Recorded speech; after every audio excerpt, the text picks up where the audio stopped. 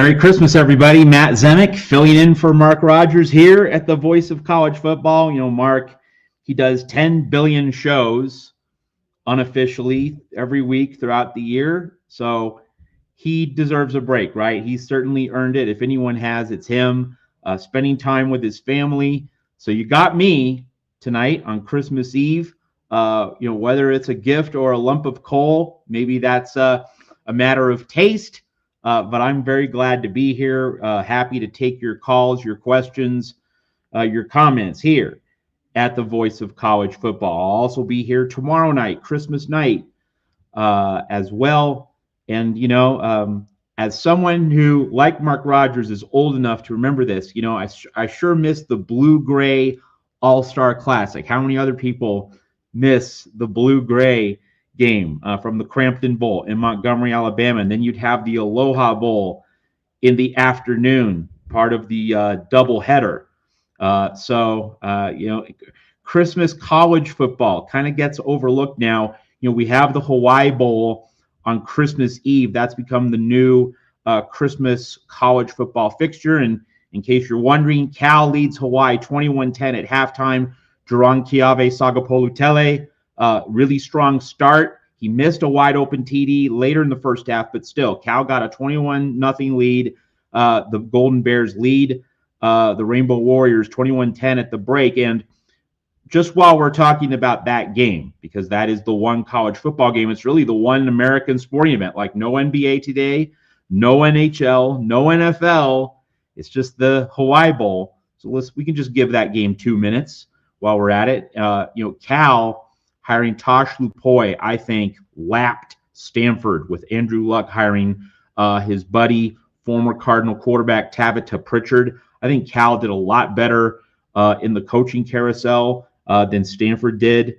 Cal poised for growth. And, of course, Tosh Lupoi, he retains Sagapolu-Tele for 2026. So that was the biggest recruitment that Tosh Lupoi had to make. So already some really good signs for Cal. I was kind of surprised tonight just in terms of the betting line. Of course, Mark Rogers has that Patreon if you want to support that.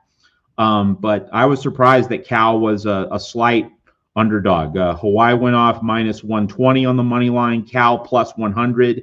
So, Hawaii, the very slight underdog. That was a shocker. So if you got Cal money line, you're looking good right now. Maybe you hedge and you go in-game live and you get Hawaii plus the 10.5. That's a possible play, but then maybe you're thinking Sagapolu-Tele is going to throw a few more tutties in the second half. But if you're Cal money line, Santa's giving you a present, at least right now. Hopefully not a bad beat if you're holding a Cal ticket. So anyway, couple minutes on Cal and Hawaii, right? We got to talk about the Hawaii Bowl whenever we do a Christmas Eve show.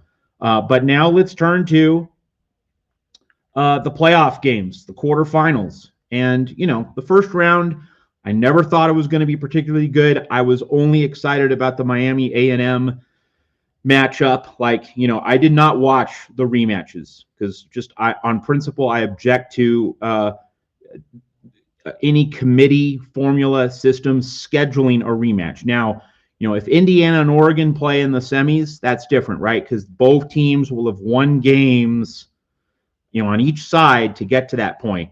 Sugar Bowl, Ole Miss, Georgia. Technically Ole Miss won its way in, but, Ole Miss played Tulane. So basically the committee set that one up. So I'm not going to be watching the Sugar Bowl. I just object to this. I'm not going to give ESPN the ratings. I think that you got to stand for something in this world. And of course, there are bigger things to stand for than just boycotting a college football game. But it might just be one person boycotting a game, but it's the principle of the thing, right? And it's the idea of, well, if more people did it, then the higher ups might get a message. But other than the rematches, there's a lot now as we get past the group of five and that messy business. And, no one was ever saying that James Madison deserved to be in. We all agree, but that was the ACC's mistake in terms of its tiebreakers, in terms of its system. The committee did not put James Madison in. Let's just clear up that myth. The committee didn't put it in. the system put James Madison in, the policies, the rules, the guardrails. That's what allowed James Madison to get in. And so, the hope is that those things will be cleaned up. They'll be reformed. The loopholes will be closed next season. We'll see. We will see if college football is serious about addressing these problems, these gaps, these flaws, these loopholes, so that we don't get, another situation with James Madison getting into the playoff.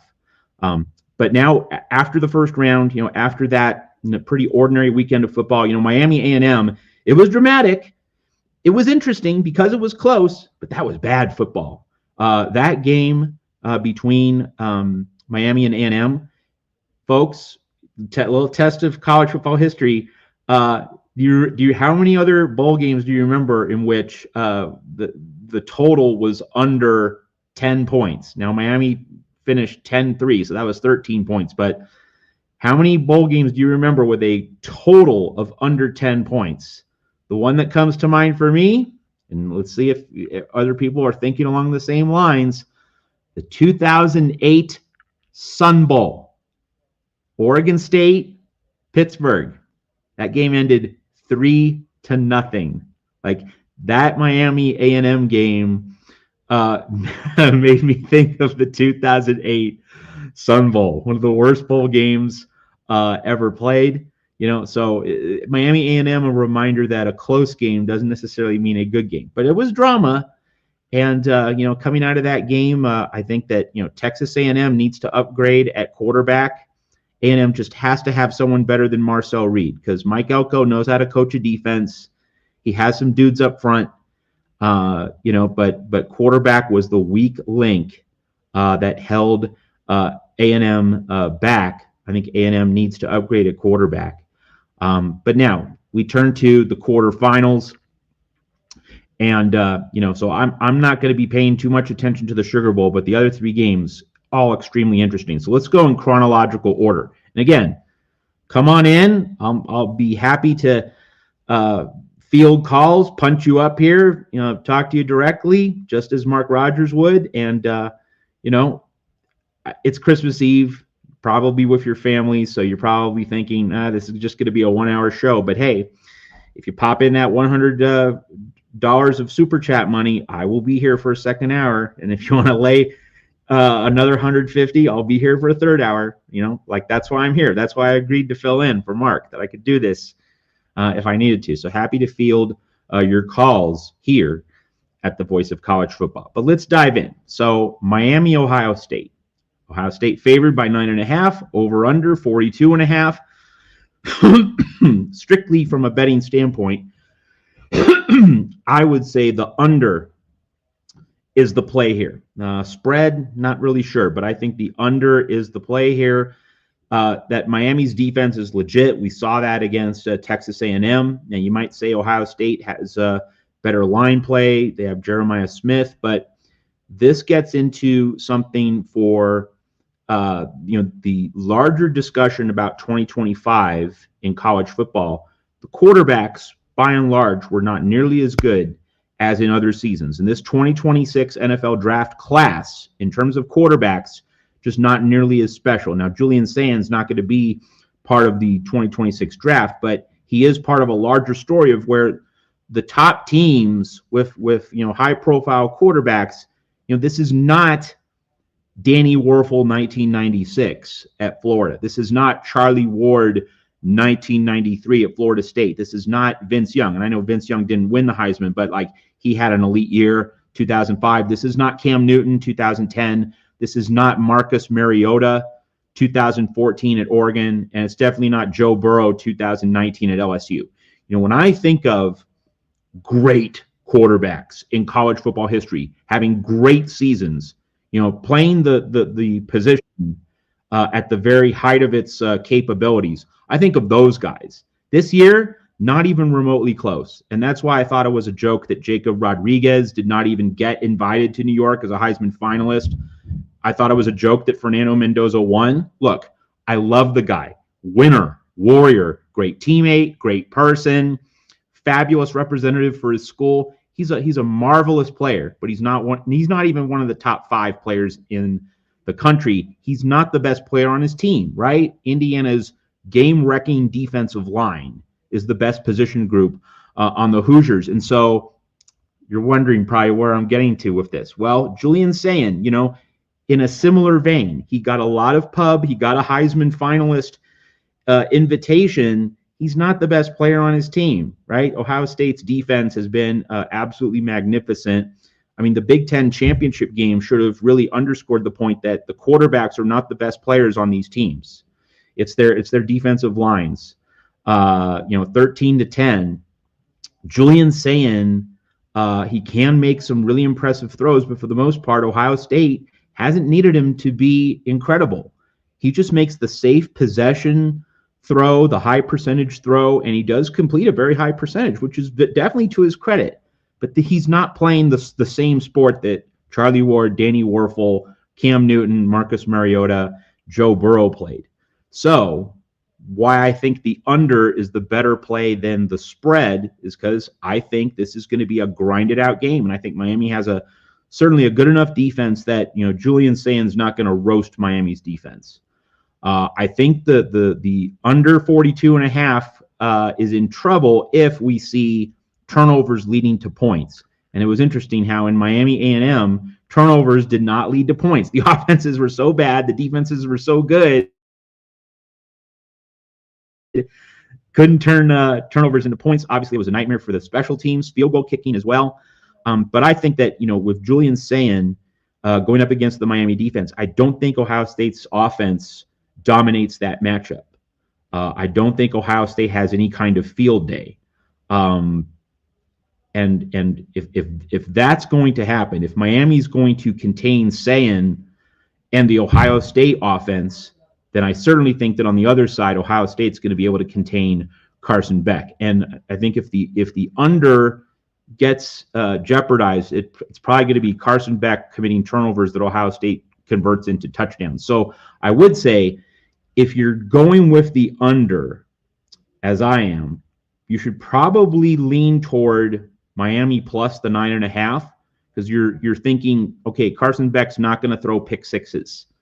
And that is going to keep the score lower. But if you're going with Ohio State minus 9.5, maybe you're thinking Carson Beck turnovers are going to lead to a gusher of Ohio State points, and that might jeopardize the under. So maybe you do a parlay with over 42.5 and Ohio State minus the 9.5. So I do think this is a grinded out game. This feels like 16-7. 19-10, something in there. I was kind of thinking the total might open at like 39. So I think at 42, 42, you just do the quick math. 6 touchdowns could be scored in this game, and that's still under. Now, of course, if it's 21-21, then they're gonna go to overtime. But like 28-14 is an under. That's boy, I think that game's going to be under the total. It's going to be interesting as always to see how the team that played a first round game fares against a team which has been sitting around for a while. Now, of course, the benefit for the team that's been sitting around for a few weeks, in the case of Ohio State, is that you're able to be fully healthy or at least a lot healthier. And with Miami had to go to Texas to play that game. Then Miami flies home. Now Miami's going to have to fly back to Texas for this game. Maybe a little bit of wear and tear for the Hurricanes. So I think, some of the intangibles, some of the X factors probably lean to Ohio State. I would also say that because Ohio State, its most recent game was a loss, that probably sharpens the iron a little bit for the Buckeyes. And it's really interesting, right? Ohio State lost its last regular season game last year and then mowed down everybody in the playoff. How many people would be surprised if that same basic scenario happened this year? Not many. I think that losing to Indiana actually could be the best thing to happen for Ohio State, strictly in terms of the playoff, right? Now, Ohio State didn't win the Big Ten again. it's kind of crazy. Ohio State hasn't won a Big Ten title in half a decade, with Michigan winning those titles. And then last year, Ohio State didn't even qualify for the Big Ten title game. But hey, if you win the national championship and you don't win the Big Ten title, and that's happened with Nick Saban in Alabama, by the way, people will forgive that, right? And the main thing is Ohio State beat Michigan. So, the people in Columbus are not going to curse a blue streak just because they didn't win the Big Ten if Ryan Day is able to go back-to-back, win national championships. So I'm thinking Ohio State like 19-10, let's say something around there against Miami. We'll certainly tackle the other games later, and also we'll tackle your questions about the games. And so speaking of questions, calls, let's go to our first caller, Real MVP. How you doing? How are you doing this evening, Matt? All right. Merry Christmas to you. Yeah, Merry Christmas to you. And try to stay safe. I know California's got a bunch of floods, warnings and stuff out. So if you're in that area, please stay safe. Absolutely. I just wanted to ask you about these bowl games in terms of conference races and how we evaluate it. Because, like the ACC, for example, they're currently 3-0 in bowl play, maybe 4-0. But they've played nobody. Like Louisville beat Toledo 27-22, and Toledo didn't have a kicker, literally not a single kicker. They had their kickoff guy do field goals, and they were on their third-string quarterback who never played a game. I mean, I want to give Louisville credit for the win, but you beat a MAC school that went 8-4 and who was on their third-string quarterback. I don't know how to evaluate that in terms of, well, they won the game, but they had nobody, and they're playing a group of 5 team, so do I actually punish the ACC for barely beating a group of 5 team with an average ACC team? So just what are your thoughts? Yeah, it's a really on-point call, as usual, the Real MVP. I think that, when you look at the bowl schedule, and of course there are close to 40 bowl games these days, back when I was a kid, in the early 1980s, there were fewer than 20 bowls, and that's why every bowl felt special. And I remember telling Mark on a show, in terms of, trying to recapture the magic of the bowls in a bygone era. I remember as a little kid, 1982 Blue Bonnet Bowl, that was a December bowl. It wasn't one of the prestige January bowls, but 1982 Blue Bonnet Bowl, Arkansas, Florida. Arkansas players carried Coach Lou Holtz off the field. They gave him a victory ride for winning the Blue Bonnet Bowl. Like every bowl felt like a championship game back then. So very different now with the 40-game slate. And so when we look through the bowl schedule every year to Real MVP and everyone watching here at the Voice of College Football, I think we can use common sense, right, in terms of saying, well, this game doesn't mean that much, but this game means considerably more. And then, of course, you consider the opt-outs and all of that. Like, I cover USC. So TCU quarterback Josh Hoover, he's opted out of the Alamo Bowl. I'm not going to lie. It's hard for me to get up for the USC TCU Alamo Bowl. So it becomes a thing where, if you're playing an opponent that has a lot of opt-outs, you better win. You don't get a lot of credit for winning, but you get a big demerit for losing. So Louisville, barely, that was a 27-22 final. I'm not going to give Louisville special credit. I mean, basically Louisville checked the box, did what it absolutely had to do, not a whole lot more. So yeah, the ACC doesn't really deserve credit for that. So let's have a discussion about what bowls really do matter, what non-playoff bowls really do matter. I think at the top of the list to Real MVP, I'd put 2 games in particular, Georgia Tech BYU and Tennessee Illinois, because Michigan has had a number of players opting out, and you have the unsettled coaching situation there. So I think Texas is in position to win that Citrus Bowl pretty easily. I don't see 2 teams really on the same fundamental footing. I don't think that's an even playing field just because of the chaos at Michigan right now. But I don't think Tennessee and Illinois have had imbalanced opt-outs. I could be wrong. I haven't followed the news especially closely, but that strikes me as a big game. And then Georgia Tech BYU, right? Because Georgia Tech was in the mix. BYU, had a gripe in terms of being left out. To me, Georgia Tech BYU would probably be the number 1 non-playoff bowl in terms of, hey, whoever wins that, that's a big plus for the ACC or the Big 12, whichever way it goes. The real MVP, any thoughts on in terms of non-playoff bowls that you're particularly focused on that you think would add something or detract from the conferences involved? Yeah, I would say the one that I haven't seen any opt-outs, and I don't imagine it's going to be the Vandy Iowa game as well. Good one. I think those are conference standings wise, at least two pretty equal teams. And I think if the Big Ten, like they did last year, their fans were saying, well, it matters, that could be very similarly viewed as like their Alabama versus Michigan last year, where nobody was expecting Michigan to win that game, but they won that game anyway. So I think that could be a massive check mark for the Big Ten over the SEC. But the reason I wanted to ask about the bowl games is I look at the slate for the ACC and their bowl games. And outside of Georgia Tech and Miami, I think literally everyone else is basically playing a G5 or at best a marginal P4 team. Like I know Duke's playing Arizona State, but they're not that great of a team. So if the ACC wins every bowl game, including the Georgia Tech one, but Miami loses to Ohio State, I'm not viewing the ACC as a significantly better conference than they are right now. Would you feel the same way if they went like 11-1 in bowl game, but just completely? I feel it's disrespectful to completely write off 11 wins for the ACC, but you just look at who they're playing, and it's just there's just not a lot of meat on the bone.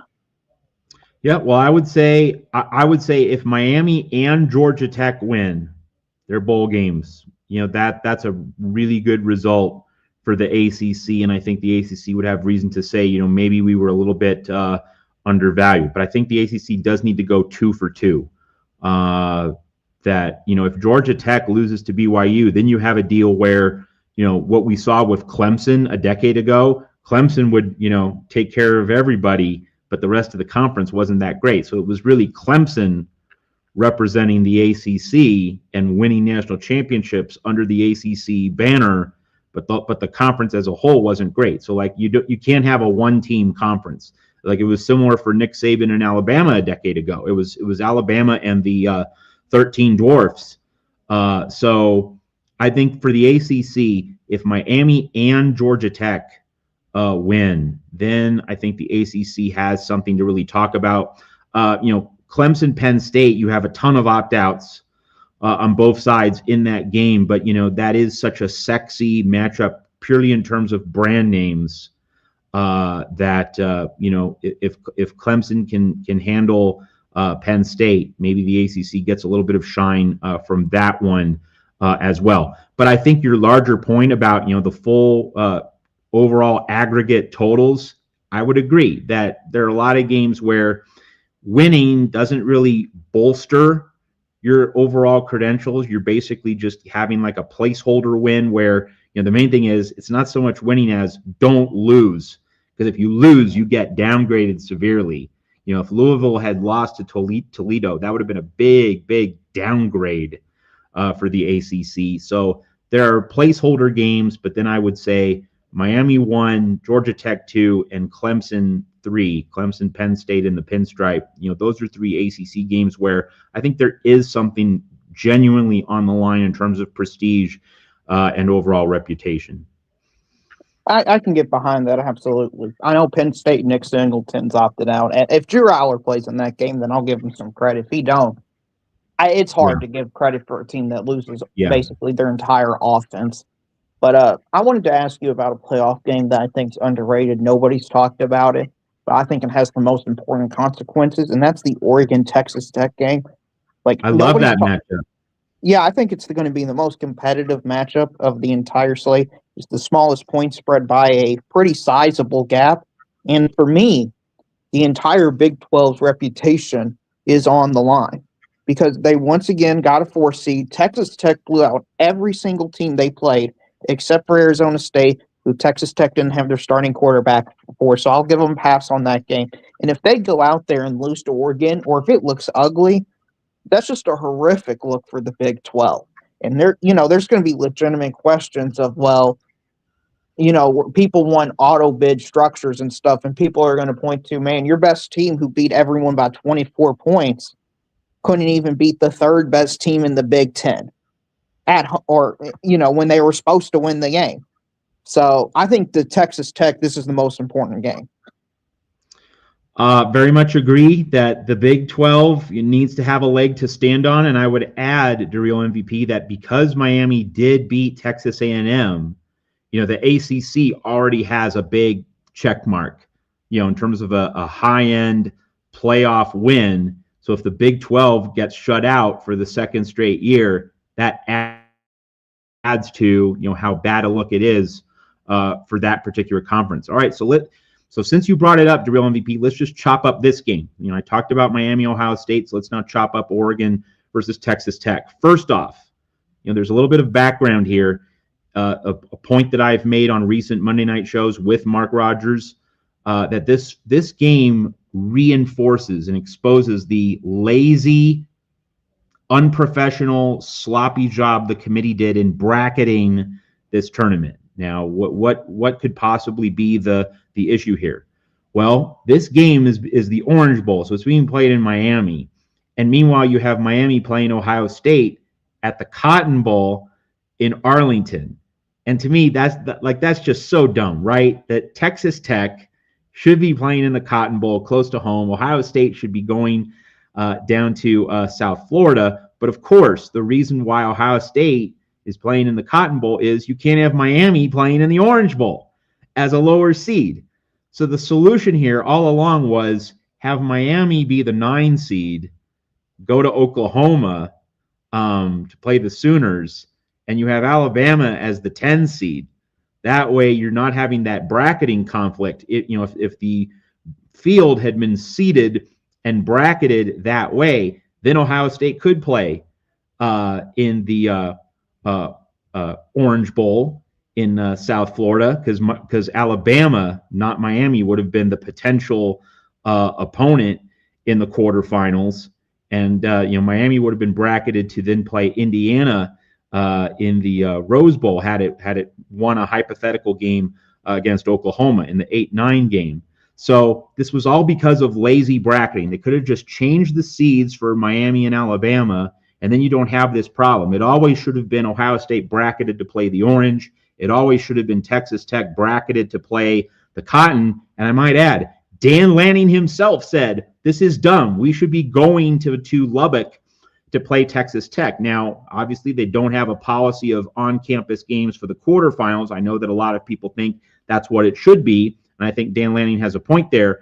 But beyond that, Dan Lanning's larger point is that Texas Tech shouldn't be disadvantaged as a top 4 seed having to travel out of state down to Miami Gardens. Texas Tech should just be going to Arlington, where it played the Big 12 championship game and would get a very big crowd. Like Texas Tech has earned as a top 4 seed that crowd. In Miami, it's going to be an interesting, different vibe. It's going to be a true neutral site game. Oregon playing Texas Tech in the Cotton Bowl, Texas Tech would have had a legit home crowd there. But in Miami, who knows? I don't know. But that's certainly why Oregon is a 2.5-point favorite. If the game was in Arlington, that game probably would be a pick, pretty much a pick 'em. If Texas Tech had the benefit of being able to stay much closer to home. So all of that's an interesting part of the backdrop to Oregon, Texas Tech. But now to the matchup. And I think, what people are going to be drawn to, what people are going to pay to see is Dante Moore against Jacob Rodriguez and the Mustache Gang, the Texas Tech's superb linebackers. That's going to be really the central drama in this game because, Oregon, as you well know, the real MVP, didn't get any sort of test whatsoever from James Madison's defense. Like, it was clear 2 minutes into the game, Oregon versus James Madison, that Oregon had way too much speed, way too much size, way too much strength. James Madison was just undermanned, bringing a knife to a gunfight. We could all see that right off the bat, and it continued through the game. Oregon hanging 51 on James Madison. So, that's not going to prepare Oregon for what it's going to see from Texas Tech. Now, I will say that Oregon was just able to get on the field, get a nice cardio workout, whereas Texas Tech's been sitting around for a while. So you get the rest versus rust dynamic once again. It's going to be interesting to see how that plays.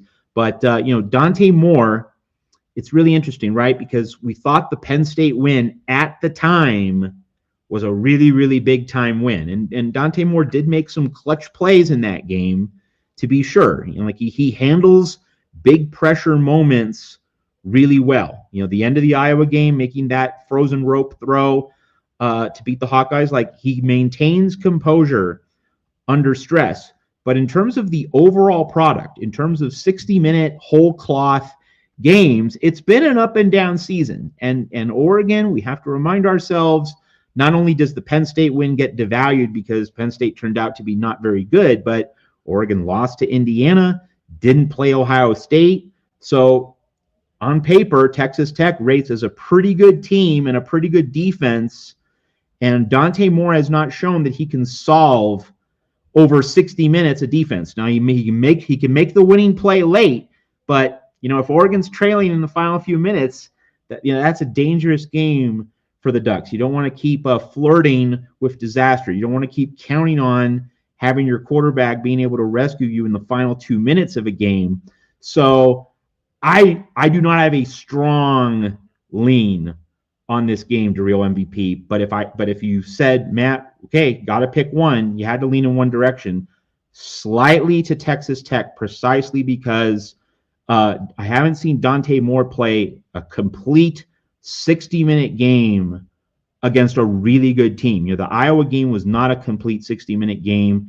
The Penn State game was not a complete 60-minute game. Indiana certainly wasn't a complete 60-minute game. So I think the skepticism goes a little bit toward Oregon, and I think the benefit of the doubt goes very slightly toward Texas Tech. But the game is fundamentally a toss-up, and I reiterate that because you have Texas Tech playing in Miami, not in Arlington, it's a true neutral site game. Not a game that's neutral site only as a technicality. No, this is a genuine neutral site game, and so it's fundamentally a toss-up. And I would also say about this matchup, this is why the 12-team playoff is better than the 4-team playoff. And Mark Rogers agrees with me. That doesn't mean it's factually true. It just means that, I have a pretty good guy in my corner backing me up on my opinion, which to some might be worth just 2 cents. But anyway, this is why the 12-team playoff is better, because the 4-team playoff, Oregon, Penn, and Texas Tech don't play. And here they get to decide it on the field. And just that's the 12-team playoff. As stupid as this system is on a number of levels, gave us James Madison, that's BS. Gave us these rematches, that's BS.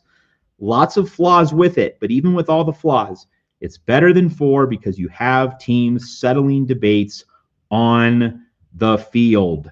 And you have Miami getting its shot against the Buckeyes. You have Alabama against Indiana in a classic, an inverted matchup. The Alabama is the blue blood, but the underdog. Indiana is the favorite, but the outsider.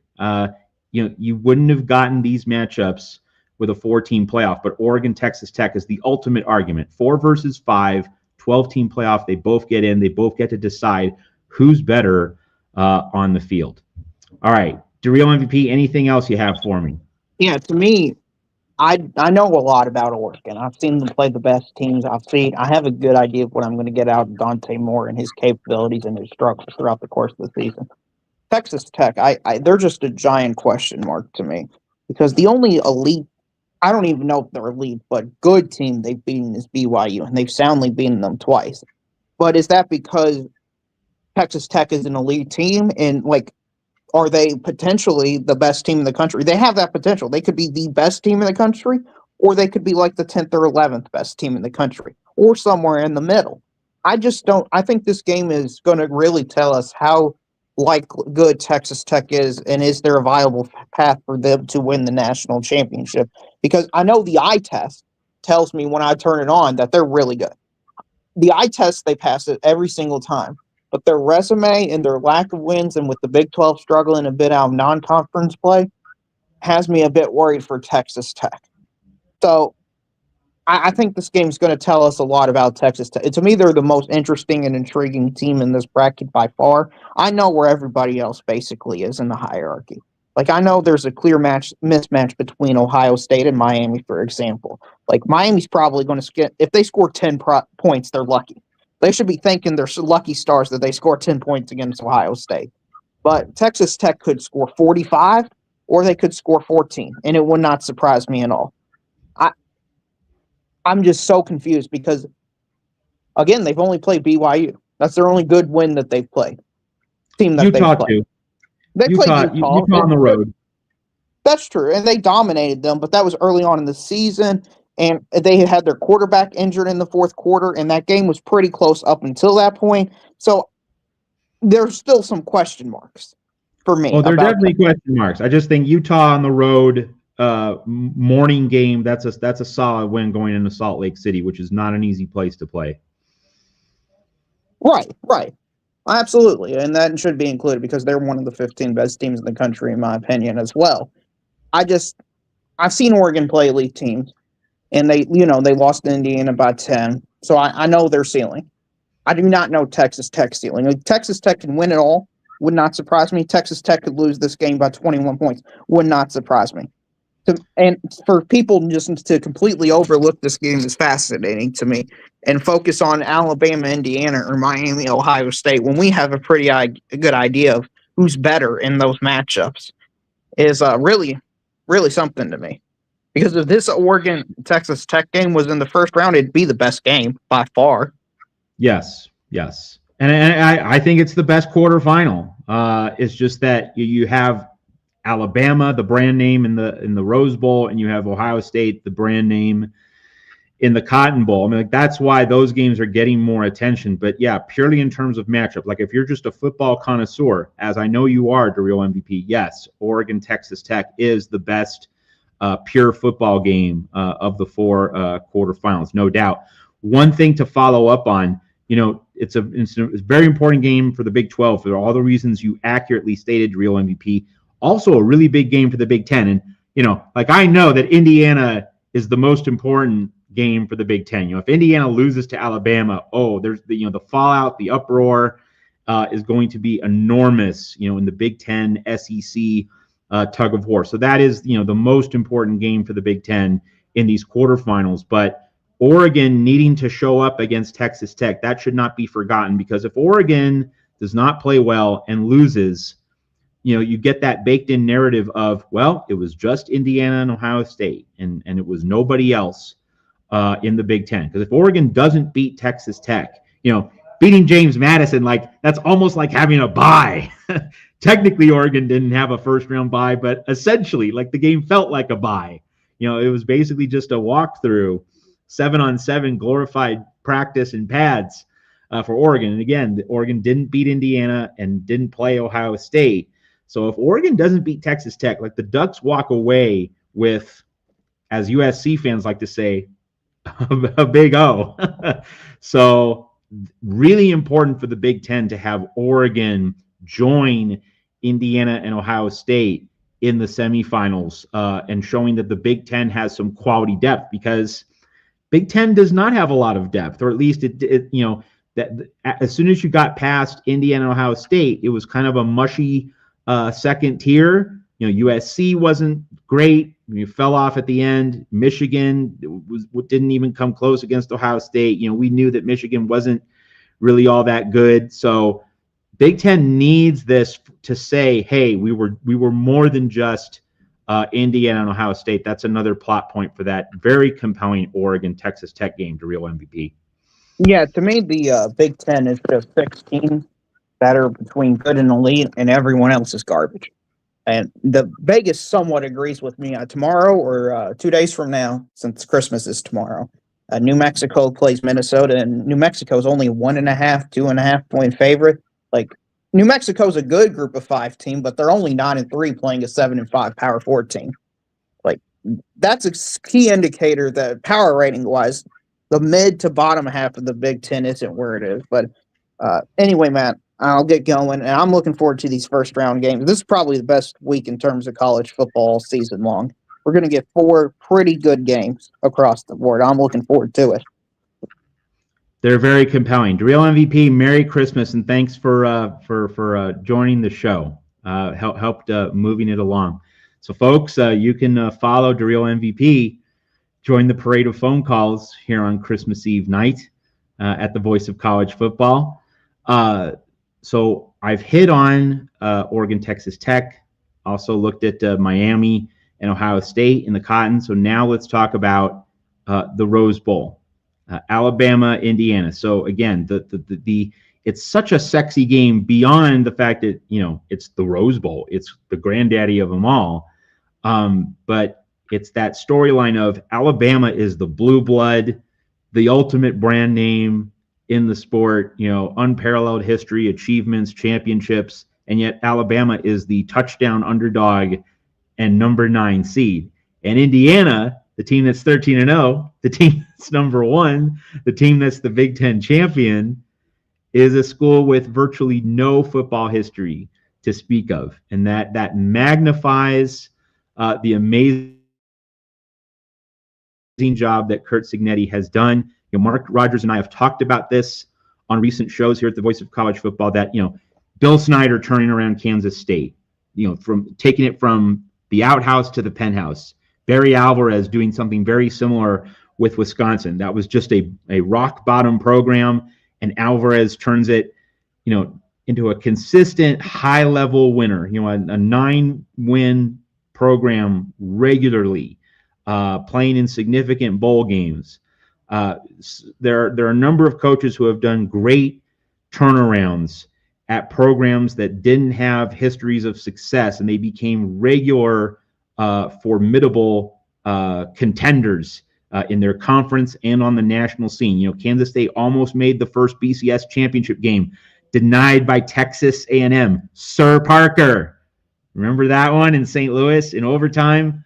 And Wisconsin also climbed to a very great height, won a couple Rose Bowls, and Brett Bielema just took the baton from Barry, and Wisconsin was just really, really good for a quarter of a century or so. So there are some really great turnarounds at unlikely, improbable places. But what Curt Cignetti has done at Indiana, it tops them all. I mean, Mark and I thought about this, and we tried to come up with past examples, such as Snyder and Alvarez. They're not as good as Cignetti, and that's no disrespect to Snyder and Alvarez. It's just that Cignetti made the playoff in year 1, 13-0, Big Ten champion, beating Ohio State, the defending national champion in year 2, being that elite that quickly at Indiana. It is the greatest 2-year turnaround. If you're just looking at first 2 years at a program, it really is the greatest I've ever seen, the greatest I can ever think of in a sport, college football, whose history is now over 155 years old. Just for the background, I know most of you know this, but let's just lay it out for those who don't.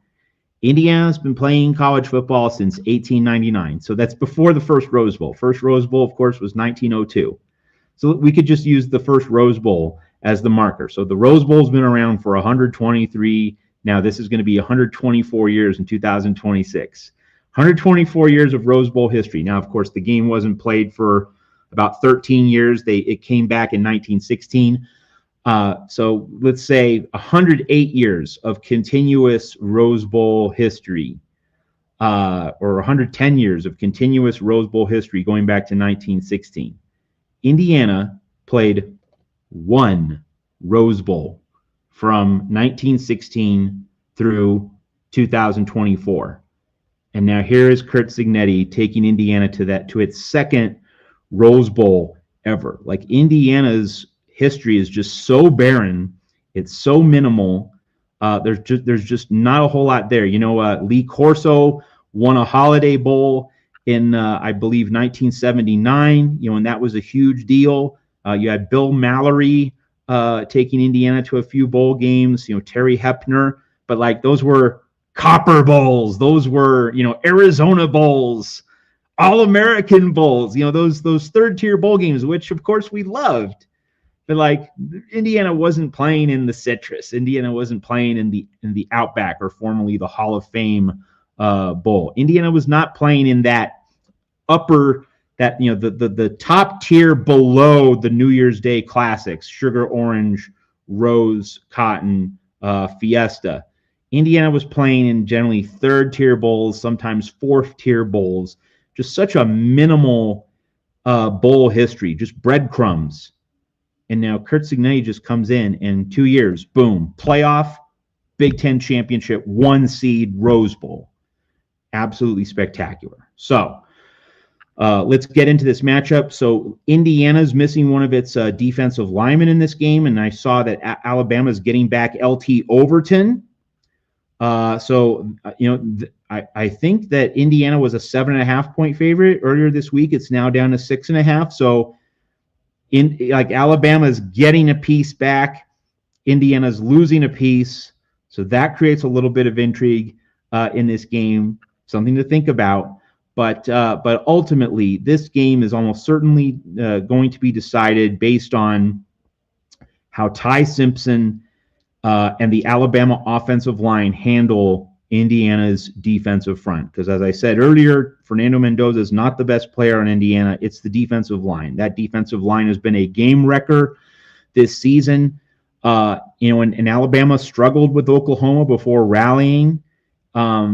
It's going to be hard for Alabama, I think, to move the ball consistently and deliver big downfield plays against Indiana's defense. I think Indiana's defense is legit, and the Indiana offense might be a question mark.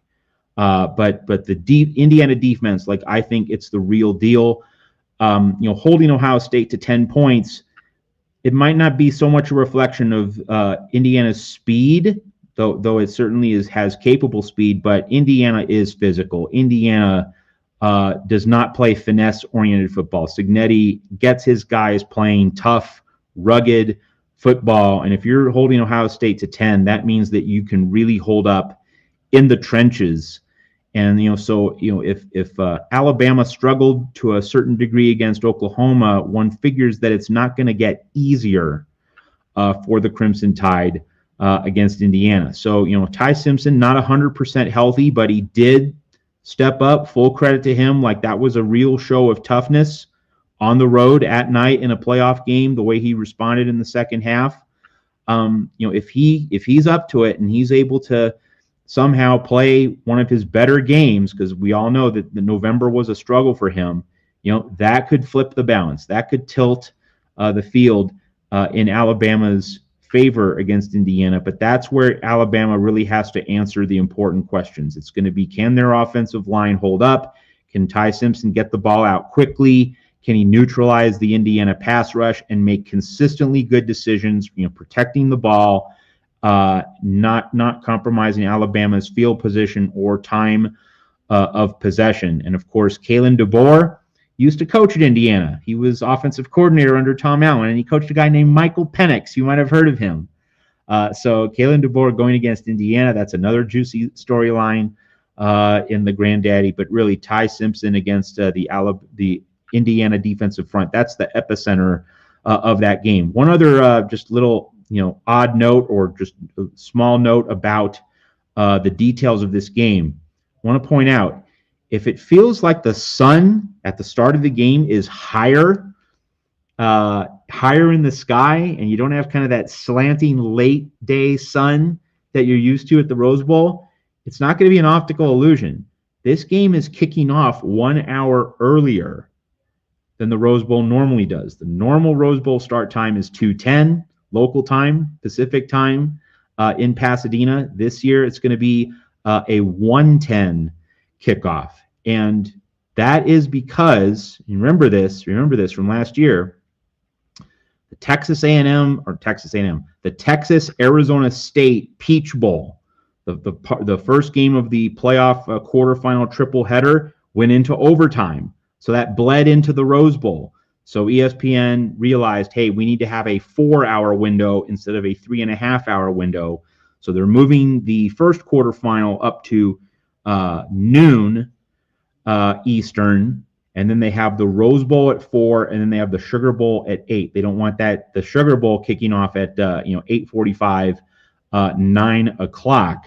So in all of this, the Rose Bowl start gets moved up roughly 1 hour. So it's going to be more of a midday feel for this game, starting at 1:10 local time rather than 2:10. So just something to keep note of.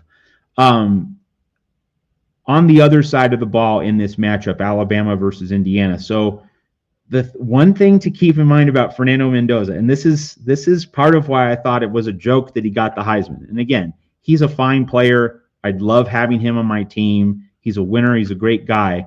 But Fernando Mendoza threw crunch time interceptions against Iowa, Oregon, and Penn State. And like to his credit, Mendoza overcame those mistakes. Like that's why he's a winner. That's why you want him in your foxhole. That's why you want him in your corner. It's so impressive. He is a mentally tough guy, but he showed the mental toughness only because he made mistakes earlier that jeopardized his team's chances of winning in each of those games, Iowa, Oregon, and Penn State. So like the point being, he will make mistakes. He's not going to play perfect football. What's so good about Fernando Mendoza is that he's able to turn the page. If he makes a mistake, he forgets about it. He moves forward. He doesn't get rattled. He moves on to the next play. He moves on to the next drive, next possession. That's a really good quality for a quarterback to have. But Fernando Mendoza has made big mistakes at several points this season. And if he makes the big mistake here, and if he does it before Ty Simpson makes a big mistake, then things could get complicated for Indiana. This game is fascinating for a whole host of reasons. But one of them being, this is going to be an old-time Rose Bowl. This is going to be an old-time college football game, a lot like Miami, Ohio State. Like, it's not going to be a shootout. It's not going to be space-age, modernized football. This is going to be, your grandfather's type of college football game, field position, defense, kicking game. The teams that do the fundamentals. Oklahoma lost to Alabama because of the kicking game. So Alabama was more fundamentally sound. It didn't make the bigger mistakes, and it cashed that in for a victory.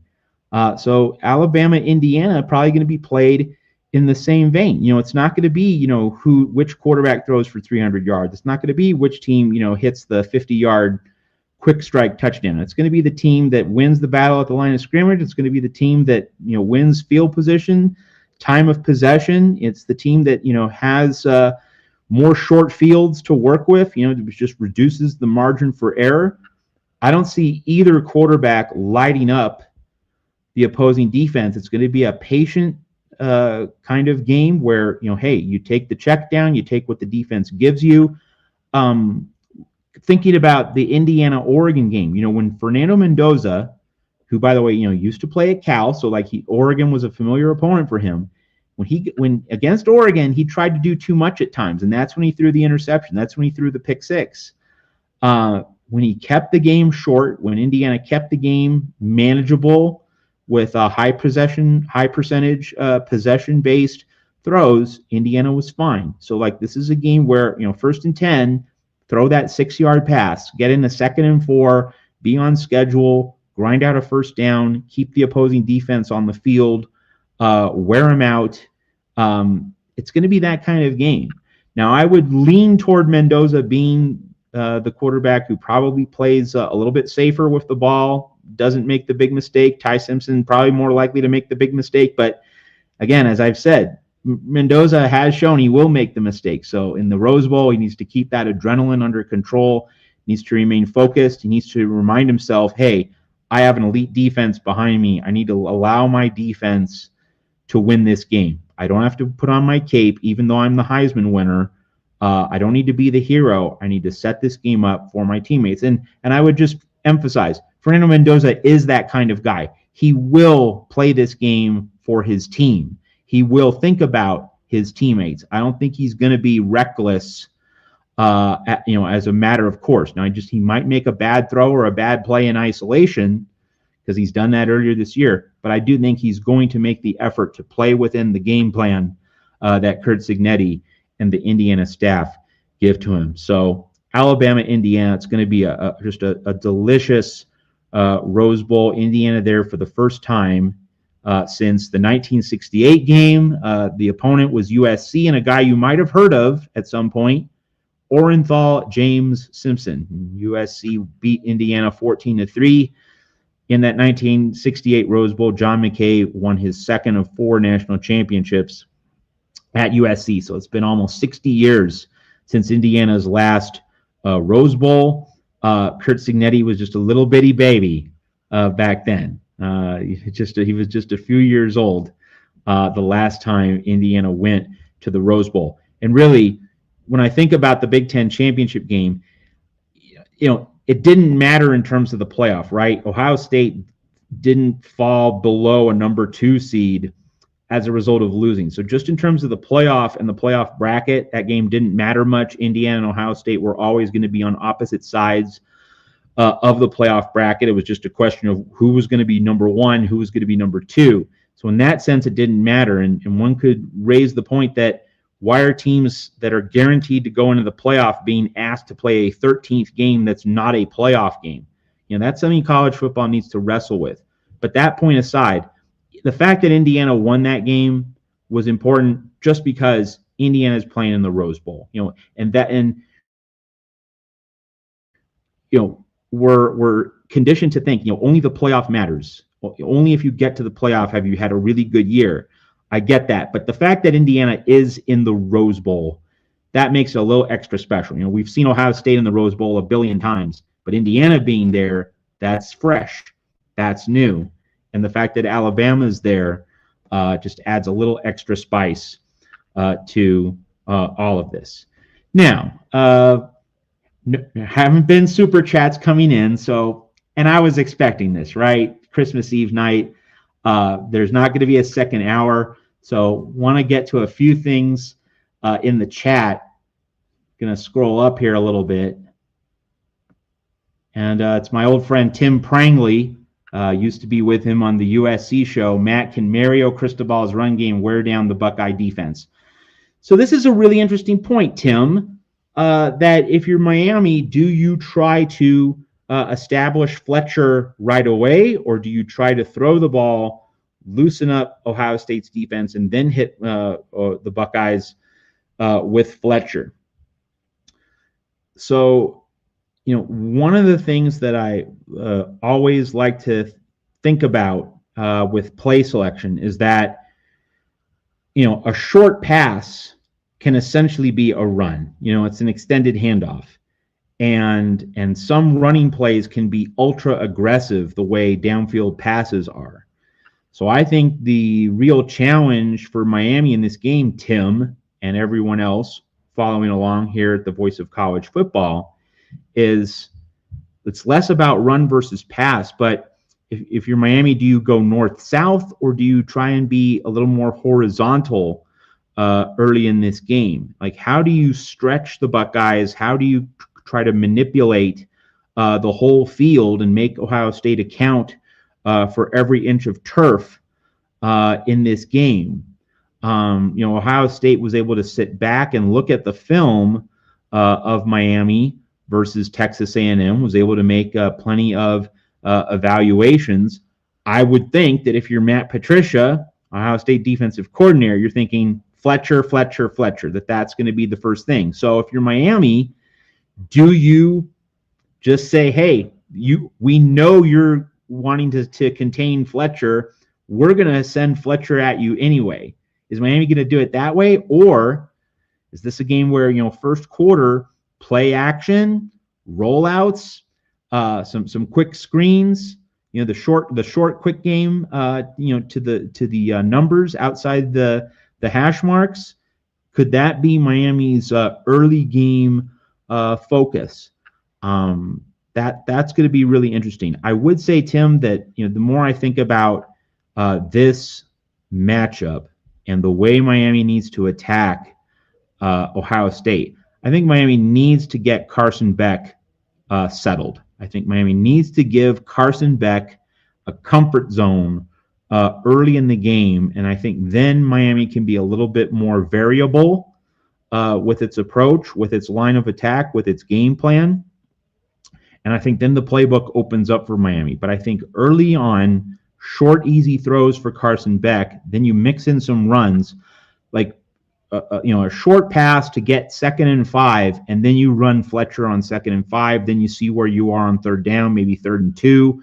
Like Miami will want to be in 3rd and 2 or 3rd and 1 in this game. If it's 3rd and 5, 3rd and 6, obviously plays into Ohio State's favor. So in many ways, Tim, the challenge might be, how does Miami attack 1st and 10? Does it attack 1st and 10 with Fletcher on the ground, or does Miami throw more on 1st and 10 to set up 2nd and medium, 2nd and short, and try and stay ahead of schedule? I think that the early plan should be, let's get Beck settled and set the table for Fletcher and the running game. So that's part of the chess match there. It's going to be really interesting to see how it all shakes out. All right, folks. So that's an hour, and we know how this goes, right? When Mark Rogers is here, super chats roll in. We do a 2nd hour, 3rd hour, but no super chats tonight. So it's been my distinct pleasure to be with you for the full hour here at the Voice of College Football on Christmas Eve. My best wishes to you and your families and friends. A very blessed, safe, and Merry Christmas. And I'm going to be right back here tomorrow night. Same bat time, same bat channel, 10 p.m. in the East, 7 p.m. In the West, taking your calls. We'll talk more about these playoff games. Because I've gone through the quarterfinals tonight, we'll hit on other bowl games throughout the coming weekend. There are at least 7, maybe 8 bowl games on Saturday, so we'll certainly dive into that. If you have questions about the Michigan coaching search, that could be really interesting. We might hit on that. So Merry Christmas from myself, from Mark Rogers, from Jackson Johnson, all of us here at the Voice of College Football. Hope Santa gives you something special. I will see you tomorrow night. Take care, everybody. Merry Christmas. College football is even more exciting when you've got some action on the line, and the games are even better when you're cashing in. And the Voice of College Football is the place to be to get the greatest value. Start with my picks. 75% against the money line, 58% against the spread, and I've got a 40-plus year track record. 11-0 in the college football playoff for me last year against the money line, 8-3 against the spread. And I'm just the warm-up act. Steve Merrill of Wager Talk is our ace in the hole, show stopper. 7 years with the Voice of College Football, over 30 years in the industry. Steve gives us analysis on all the big games, but you can't miss Steve's weekly under-the-radar pick. 28-12 against the spread the last 3 years. You also get picks from some of our top analysts here at the Voice of College Football, including Corey Bratta, Matt Zemek, and Steve Dace. Check out those numbers. Become a YouTube or Patreon member for just $99 per month. Go to the main channel on YouTube, click Join, and then select a betting tier. Do the same thing on Patreon. Make 2025 a winner now.